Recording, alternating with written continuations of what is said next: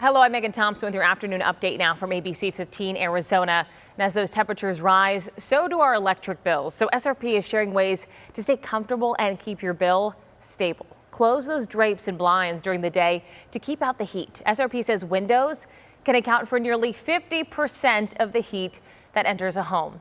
Replace disposable air filters or clean permanent ones at least once a month during the summer. A dirty air filter forces AC equipment to work harder. And instead of lowering the thermostat, use ceiling fans to stay cool. Set ceiling fans to blow downward during the summer. And if your AC unit breaks during this heat, Maricopa County does also offer emergency repairs to some people. You can see if you qualify on the county's website. And we're in another week of extreme heat, and it's proving extra difficult for people who work outside. This Valley food truck owner doesn't have a reliable AC in his truck. He says he stays cool with things like neck towels and swamp coolers. I really appreciate the patrons that come out that appreciate us being out here in this heat as well. So I do it for a lot of the customers that look forward to having this chicken because you can't get this flavor anywhere else. Meanwhile, landscaper workers, they still dress like it's a February day to protect their skin from the sun. They also drink lots of water on the job to stay safe.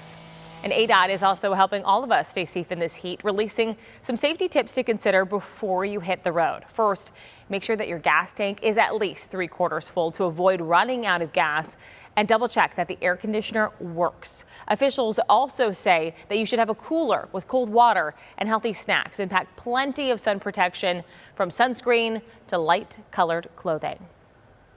Queen Creek is set to receive water from the Colorado River through a recently approved transfer. The town has been working proactively to diversify its water supply to reduce reliance on groundwater.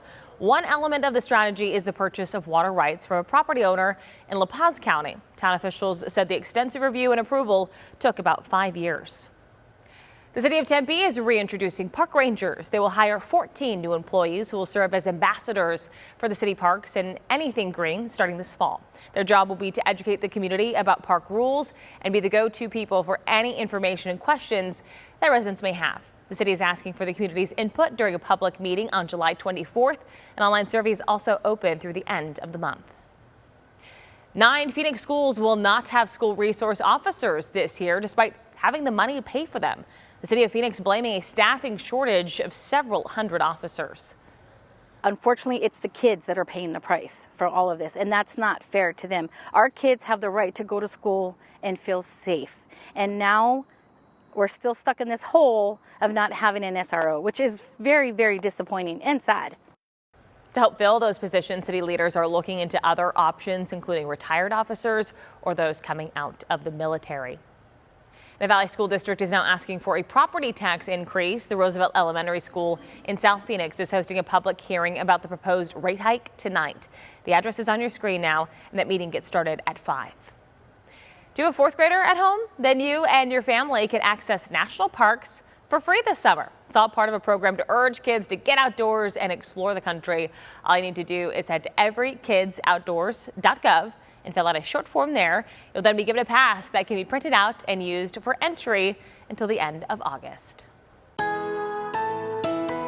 We remain in weather action mode. Good morning, I'm meteorologist Iris Hermosillo. As we talk about your most accurate forecasts, know that we're in weather action mode as excessive heat warnings will remain in place now all the way through next Monday. That risk for heat illness is in the high range. So know that we're all at risk for heat illness if we're not taking those appropriate precautions to stay safe. Highs today will top out near 110 in most valley cities, with Phoenix reaching a high of 111 this afternoon, 114 out at Lake Havasu, with highs in the 80s to 90s across much of northern Arizona. That excessive heat warning extended another day out all the way through Monday night. But we're also watching for thunderstorms today as we get a little more humidity in the air. Monsoon moisture starting to flow in. Storm chances will be best in northern, eastern, and southeastern Arizona the next few days. But for the valley, a stray shower is possible. Otherwise, look for some gusty winds, maybe some pockets of dust here as we get storms in our surrounding areas later today. Then it's getting hotter with highs near 117 this weekend.